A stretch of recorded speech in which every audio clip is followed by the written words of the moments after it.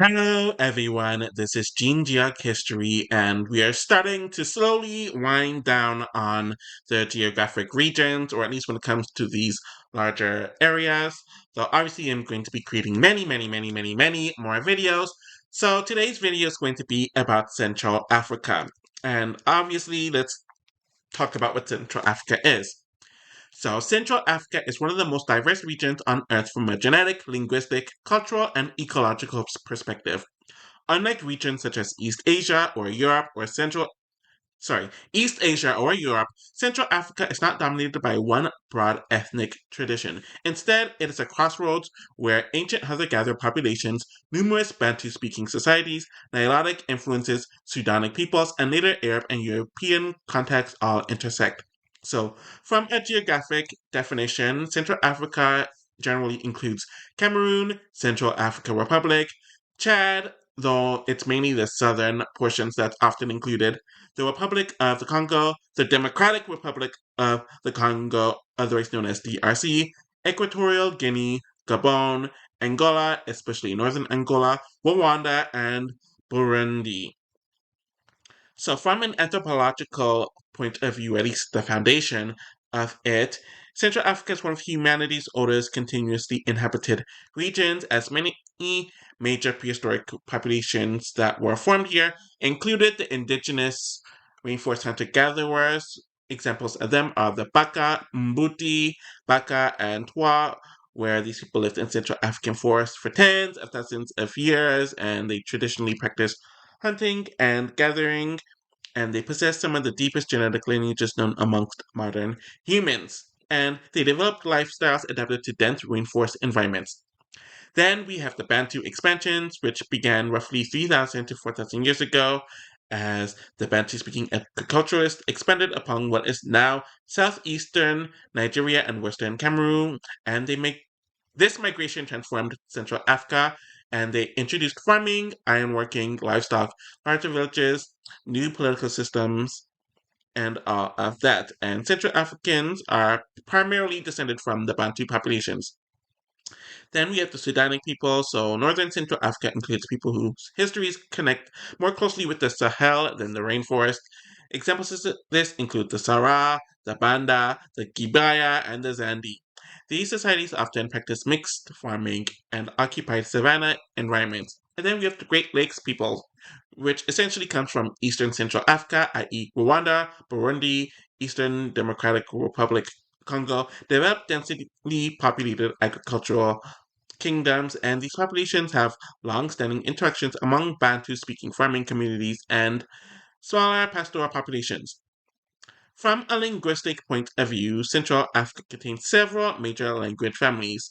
So we have the largest, which is the Niger Congo, which is mostly Bantu-speaking languages, which include Lingala, Kigongo, Swahili, Kinyarwanda, I apologize if I got that wrong, which I most likely did, Kirundi, and Douala. There's the Ubangan family, which is pretty much found mainly in the northern DRC and the Central African Republic. Then there's the Nilo-Saharan, which is primarily in northeastern DRC and Chad, and includes languages like Lokbara. Then we have the Afro-Asiatic, which is mainly within northern Cameroon and Chad, which includes Arabic and other Chadic languages. And there's so many more that I'm really not going to get into because, yeah, there are a lot of historical kingdoms, which includes the Kingdom of Congo, Luba Kingdom, Lunda Empire, Kuba Kingdom, Luango Kingdom, Rwanda Kingdom, Burundi Kingdom, and these feature taxation, diplomacy, organized armies, long distance trade, and artistic production.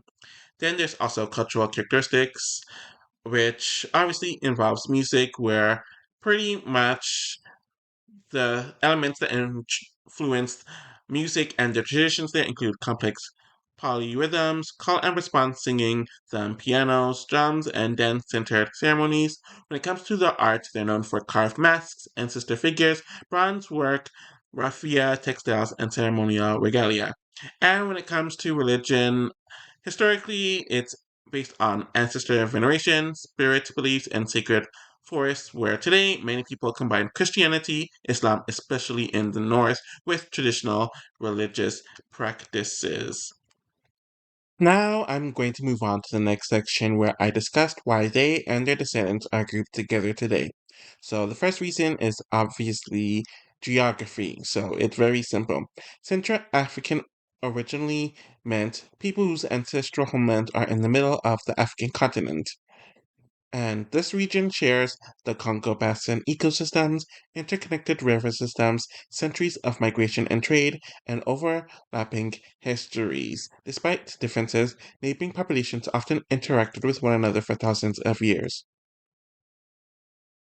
The second reason is shared deep ancestry. So, although there's a lot of diversity within Central Africans and Central Africa in general, many populations share important ancestral roots. So, most Central Africans descend largely from Bantu speaking populations that spread across the region beginning around 3,000 to 4,000 years ago.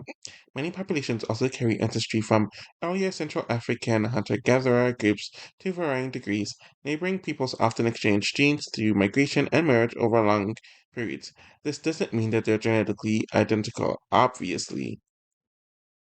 The third reason is similar environments which shape some common adaptations. So much of Central Africa is characterized by tropical rainforest, woodland, savanna, and equatorial climates. Living in similar environments over many generations contributed to some shared traits such as high levels of skin pigmentation that protects against intense ultraviolet radiation, tightly curled hair, which is thought to aid heat regulation, adaptations to local disease environments, such as varying frequencies of genes related to malaria resistance. The fourth reason is colonial classification, essentially. So, one of the biggest reasons why Central Africans became grouped together was European colonialism and th- stuff.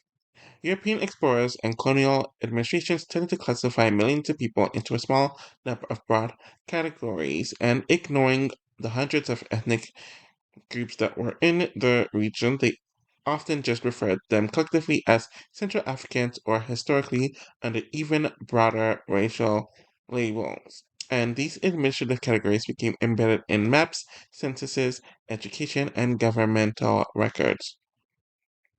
The fifth reason is the Atlantic slave trade. So many descendants of Central Africans outside of Africa trace ancestry to this region because millions of enslaved people were taken from Central Africa, particularly areas that are now known as Angola, Democratic Republic of the Congo, Republic of the Congo, and Gabon.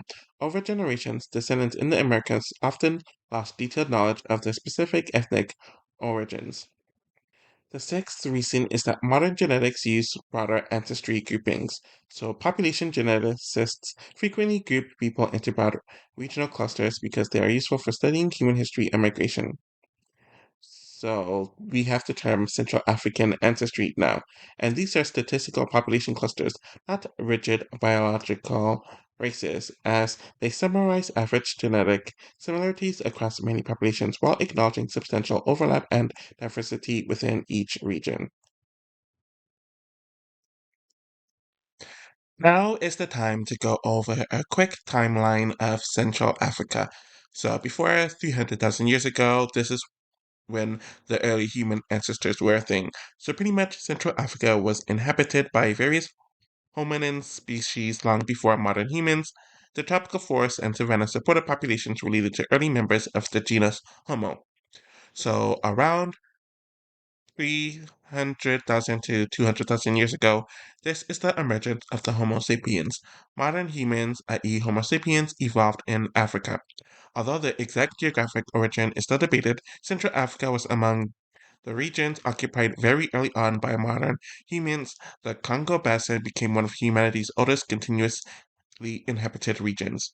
So, 100,000 to 200,000 BCE, this is the hunter gatherer era. This region was populated by ancestors of today's Baaka, Mbuti, Bawa, Twa, and numerous other hunter gatherer groups. Characteristics included hunting, fishing, gathering, small mobile communities, and intimate knowledge of rainforest ecology. Then, around 20,000 to 8,000 BCE, this was when the climate change has started to happen. So, the end of the last ice age altered rainfall, forests, rivers, Wildlife distributions. Communities adapted by changing hunting territories and seasonal movements. So around 8000 to 3000 BCE, this is when the early regional network started to form. So although still primarily hunter-gatherers, populations increasingly exchanged stone tools, forest products, shells, pigment, and long-distance interaction slowly increased. So around 2000 to 1000 BCE, this is the beginning of the Bantu expansion. This is one of African's history's most significant events. Farmers speaking early Bantu languages expanded from the border region of present-day southeastern Nigeria and western Cameroon. They introduced agriculture, ironworking, pottery, livestock where environments allowed, larger villages. This migration gradually transformed much of Central, Eastern, and Southern Africa. So from 1000 BCE to 500 CE, so spreading across Central Africa, Bantu-speaking populations and communities spread through the Congo Basin, Angola, Gabon, the Republic of the Congo, and Democratic Republic of the Congo. They mixed with existing hunter-gatherer populations. Many modern Central African ethnic groups trace much of their ancestry to these migrations. So from 500 to 1200 CE, so this is the growth of the chiefdoms. Communities became larger and more organized. The developments included iron production, regional trade, specialized crafts, political hierarchies, and expanding agriculture as trade connected forests with savannas and the Atlantic coast. So, from 1200 to 1500, these are the rise of the powerful kingdoms. Several influential states emerged. We had the Kingdom of Congo, which was located in today's Angola, the Republic of the Congo, and Western DRC, which is known for centralized monarchy, taxation, diplomacy, and extensive trade. Then we had the Lumba Kingdom, which was developed in southeastern DRC, which was known for sophisticated governance, long distance trade, artistic traditions. Then we had the Lunda Empire, which expanded over parts of Angola, DRC, and Namibia, and it became one of Central Africa's largest political entities. And then finally, we had the Kuba Kingdom, which was known for remarkable wood carving, textiles, court culture, and administrative organizations. So, in the late 1400s, this was when the Europeans arrived. Portuguese sailors reached the Atlantic coast. The Kingdom of Congo established diplomatic relations with Portugal. Trade included ivory, copper, and textiles, and Christian missionaries also arrived during this period. So, from 1500 to 1800, we had the Atlantic slave trade. This profoundly affected Central Africa. Millions of people were taken, particularly from Angola, the Kingdom of Congo, and neighboring regions. Consequences included population loss, warfare, political instability, and demographic change. Many descendants today live throughout the Americas. So, from the 1700s to the 1800s, this is when the internal political changes took place exponentially. Some kingdoms weakened while others expanded. Regional trade increasingly shifted toward firearms, ivory, and unfortunately enslaved peoples. Power balances changed dramatically during this time frame.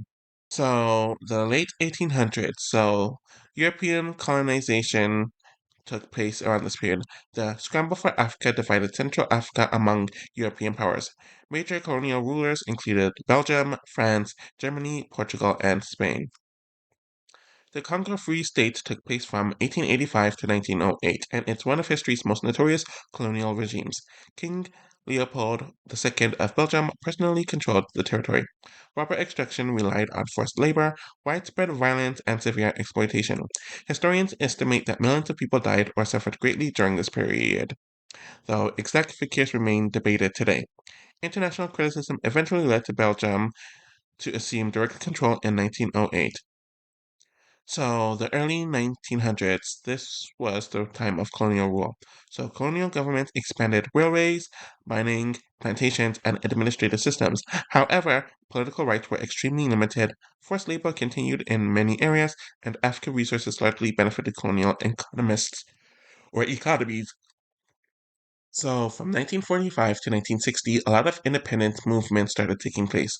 So, after World War II, nationalism grew, labor unions expanded, and educated African leaders demanded self government. Across the region, independence movements gained momentum. So, the 1960s, This is where a lot of the countries went independent, and many Central African nations achieved independence here. Examples include the Democratic Republic of Congo in 1960. Yeah, all the ones that I'm going to mention took place in 1960. Republic of the Congo, Cameroon, Gabon, and the Central African Republic. From the 1960s to the 1990s, this was also where the Cold War happened. Many Central African countries experienced coups, authoritarian governments, civil conflicts, foreign intervention, and proxy conflicts tied to Cold War rivalries. The DRC, then called Zaire, under the Mobutu Sese Seko, became one of the most prominent examples of this. So, from the 1990s to the 2000s, conflict in the Great Lakes. So, the aftermath of the 1994 Rwandan genocide contributed to wars in eastern DRC involving numerous African states and armed groups. These conflicts had devastating humanitarian consequences and reshaped regional politics. And the final time period I'm discussing is from the 2000s to the present day. So, modern Central Africa. Today, Central Africa is characterized by economic strengths like enormous mineral resources, hydroelectric potential, oil production, timber, and agriculture, and challenges where many countries continue to face political instability in some areas, armed conflict, especially parts of eastern DRC, corruption, infrastructure gaps, and environmental pressure on the Congo Basin rainforest. When it comes to the cultural influence, Central Africa has become globally influential through Congolese rumba and soukous music, literature, fashion, visual arts, diaspora communities, and conservation efforts that focus on the Congo Basin, one of the world's largest tropical rainforests. Now we are going to move on to the average phenotype of Central Africans. So the first thing that I do during every video is mention this. There is no single Central African phenotype in the biological or the strict biological sense because it's one of the most genetically and physically diverse regions in the world. But you can describe an average appearance of someone from the majority Bantu-speaking populations of Central Africa, who make up most of the region's population, though there are some broad tendencies. So, when it comes to the overall appearance, regarding their skin tone, it's often deep brown to very dark brown skin, which is most common. There is variation from medium to dark brown to very dark ebony, depending on ancestry and geographic location, where the pigmentation is associated with long term adaptation to high ultraviolet UV radiation near the equator. When it comes to the hair, it's very dark brown to black and it's tightly coiled, i.e., type 4 hair, which is the predominant texture. Hair density and curl pattern does vary among individuals. When it comes to the eyes, dark brown is the overwhelmingly majority, and it's typically very dark brown, almost black in appearance. When it comes to facial features, they tend to have oval to moderately long faces. They have a medium to broad forehead. Nose, they generally have a medium to broad nasal bridge with relatively broad nostrils with a moderate nasal projection, though rainforest populations often have somewhat broader noses than populations from cooler or drier climates, though there is considerable overlap. They tend to have moderate to fuller lips, which is the most common, though lip thickness varies widely within and between populations. The cheekbones are moderately pronounced on average, and they generally have well developed jaws, but it varies, or it's variable when it comes to its shape. When it comes to the body build, the men are often between 5'6" to 5'9", and the women are often between 5'1" to 5'5". When it comes to their build, they have relatively long limbs on average, lean to athletic build, and a good adaptation to warm tropical climates. So I'm going to relatively quickly talk about the variation within Central Africa. So regarding the main forest hunter-gatherers, so the Baka, Mbuti, and Baka populations, they are typically shorter on average with lighter skeletal build or a lighter skeletal build and facial features that overlap with neighboring populations but have distinctive averages in some measurements. The Great Lakes population, so Rwanda, Burundi, and Eastern DRC, they tend to, on average, have a somewhat taller stature, narrower facial proportions that many Western Congo Basin populations have, though there's extensive overlap among the neighboring groups. And regarding the Atlantic populations, i.e., Congo, Fang, etc., many of the populations Here show a medium to tall stature, robust build, and the range of facial features commonly seen among Bantu-speaking populations. So, the final section of the video is about the relationship with race. So, the relationship between Central Africans and the concept of race is best understood by separating three different ideals. So, race, i.e., a historical and social classification, population ancestry, which is a shared genetic history, and ethnicity, say, shared culture, language, and identity. These concepts overlap in some contexts but aren't the same. So, historically, Central Africans were grouped into a broad black or Negroid race. So, from roughly the 18th century to much of the 20th century, European and American scholars often divided humanity into a small number of races based largely on physical appearance, i.e., Caucasoid, Mongoloid, and Negroid. And all populations from sub-Saharan Africa were grouped together as Negroid, which included Central Africa. This grouping emerged and emphasized based on the visible characteristics such as dark skin, tightly coiled hair, dark eyes, and certain average facial features, though modern anthropology has largely abandoned this framework because it oversimplifies human diversity, but a lot of the basics of this category still exists today. So, when it comes to modern anthropology, Central Africans are a regional ancestry group, not a race. And this group is based on the fact that their populations are groups that have ancestry that's rooted in Central Africa. This reflects shared geography, overlapping migration histories, some shared genetic ancestry, and long term interaction amongst neighboring populations. So pretty much Baka hunter-gatherers, Congos, Dalubas, Mongos, Fangs, Bamilikis, Hutus, and Tutsis are all Central African populations, but each have their own distinct history and characteristics. Genetics also shows both ancestry and great diversity, so Central African populations generally cluster with other sub-Saharan African populations. Within that broad grouping, there are identifiable regional patterns and considerable diversity. Some Central African hunter-gatherer groups represent some of the deepest diverging human lineages known, reflecting very ancient population history. At the same time, most Central Africans also share ancestry related to the Bantu expansion, which spread agriculture, languages, and peoples across much of Central, Eastern, and Southern Africa. So while there are broad regional similarities, there's no sharp genetic boundary that separates all Central Africans from all other Africans. Race is social, pretty much. So in countries like Canada, the United States, Brazil, or the United Kingdom, a person whose ancestry is from Central Africa would usually be classified as black. And in these contexts, black is primarily a social and historical category rather than a precise biological one.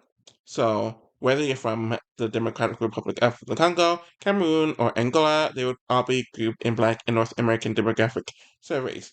However, the label does not distinguish among the many different Central African ethnicities or histories. Within Central Africa and the countries in Central Africa, ethnicity remains the primary identity for many people. And people have traditionally identified more strongly with their ethnic group, language, clan, kingdom, nation, and religion than within a broad racial category, especially when damn near the entire region or the entire country is of that same racial category. So, someone might identify as Congo, Luba, Fang, Mongo, Baka, Bamileke before identifying simply as Black or Central African if they are in Central Africa, if that makes sense. And that concludes my video on Central Africa. There's not many more regions that I have to do. In Africa, I only have Southern Africa to do, then I have Southeastern Asia. I might do Siberia too, kind of representing Northern Asia. And then I have Oceania. North America, I don't know how I'm going to handle that. But yeah, thank you all for watching. I'm having a lot of fun with this. I have many, many other videos coming up, and I have many, many more ideas that I have in my mind that I hope I can execute and post on here for you all to see, and we can kind of grow this little community. Thank you all for everything, and I'll be back with more content soon.